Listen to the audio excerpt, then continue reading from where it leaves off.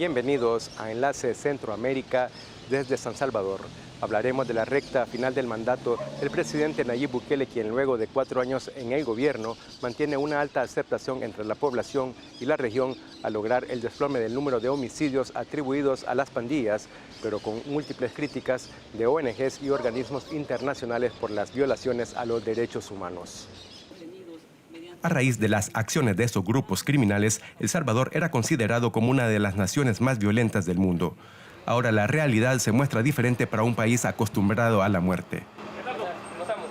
En La Campanera, un suburbio de las afueras de la capital, Joel Ayala afirma que su pequeño negocio al fin tiene un respiro luego de estar sometido por parte de las pandillas al pago de extorsiones. Tras un cálculo rápido, aseguró que en 10 años entregó $85,000 a estos grupos. Desde que Bukele ordenó imponer el régimen de excepción hace 14 meses, el férreo control de las pandillas en esta zona y en el resto del país parece inexistente. En el pasado no tenía el control el Estado acá en la colonia y en el país entero por completo. Hoy sí se siente que ya el Estado tiene el control, porque ya no mandan las pandillas en el país, sino que manda ya el Estado. Tratándose de las medidas de seguridad que ha tomado el gobierno, que ha implementado el gobierno, esto está bien para un progreso. El régimen de excepción no solo significó una mayor militarización en las calles, sino también luz verde para realizar arrestos sin orden judicial. Unas 69,000 personas han sido encarceladas por pertenecer presuntamente a las pandillas. Según el gobierno, en la actualidad unas 5,000 han sido liberadas por no encontrárseles vínculos con estas estructuras criminales.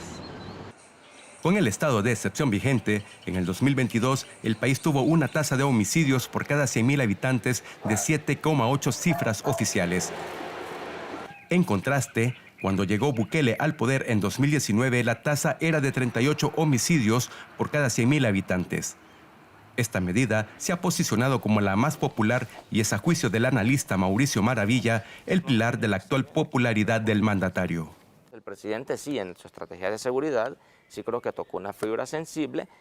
Tiene costos, por supuesto, en materia de derechos humanos tiene costos altísimos, pero a la gente, en su mayoría, eso no le preocupa, porque viene de un discurso de los gobiernos anteriores que decían, no, la separación de poderes, etcétera, pero ahí estaban los homicidios, estaba la pobreza, estaba la desigualdad.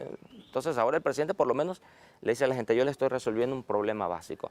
Después de miles de capturas, el gobierno asegura que aún el trabajo continúa y que renovará el régimen de excepción las veces que sea necesario hasta capturar al último pandillero. Mientras tanto, la ONG Cristosal lleva registradas más de 4,000 denuncias de violaciones de derechos humanos, principalmente por detenciones arbitrarias, además del registro por la muerte dentro de las cárceles de más de 150 personas capturadas durante el régimen. Muchos de ellos con evidencias de haber sufrido violencia o tortura sistémica. El informe de la Oficina de Alto Comisionado de Naciones Unidas para los Derechos Humanos pidió recientemente al gobierno de Bukele que investigue esas muertes y que ponga fin al estado de excepción. De igual forma se refirió a los riesgos que corren trabajadores de medios de comunicación en un entorno de ataques y desacreditación recurrente. Según la Asociación de Periodistas de El Salvador, durante el 2022 hubo 136 casos de agresiones a periodistas. Ha habido un aumento de censura de periodistas y de movilizaciones internas de colegas que están sufriendo acosos por parte de autoridades de la Policía Nacional Civil y la Fuerza Armada. Hemos identificado que hay periodistas que han hecho cobertura del tema del régimen que se han visto obligados a salir de sus casas de habitación porque la policía los anda buscando bajo supuestos accidentes que han cometido. En el discurso por su 4º año de gobierno, Nayib Bukele abrió otro frente de guerra, esta vez contra la corrupción, y aseveró que será tan agresivo como el que existe contra las pandillas. Se refirió básicamente a la corrupción del pasado y no a los señalamientos que existen sobre algunos de sus funcionarios. Es decir, el presidente no puede presumir de una estrategia de combate a la corrupción si lo hace de manera selectiva. Si ordena al fiscal general de la República, que no es para nada independiente, perseguir a unos corruptos del pasado y hacerse de la vista gorda con las acusaciones de corrupción en la actualidad. Entonces hay varios elementos que nos indican que este control sobre la institucionalidad nos va a llevar a mayores abusos de poder. La arremetida contra las pandillas y la corrupción podrían darle a Bukele el boleto hacia la reelección en los comicios del 2024. Pese a los señalamientos de ser inconstitucional, el actual mandatario tiene el camino allanado, cuenta con una alta popularidad de entre el 80 y 90% según recientes estudios, una oposición política diezmada y el control de la institucionalidad de los tres poderes del Estado. Llegamos así al final del enlace Centroamérica desde El Salvador.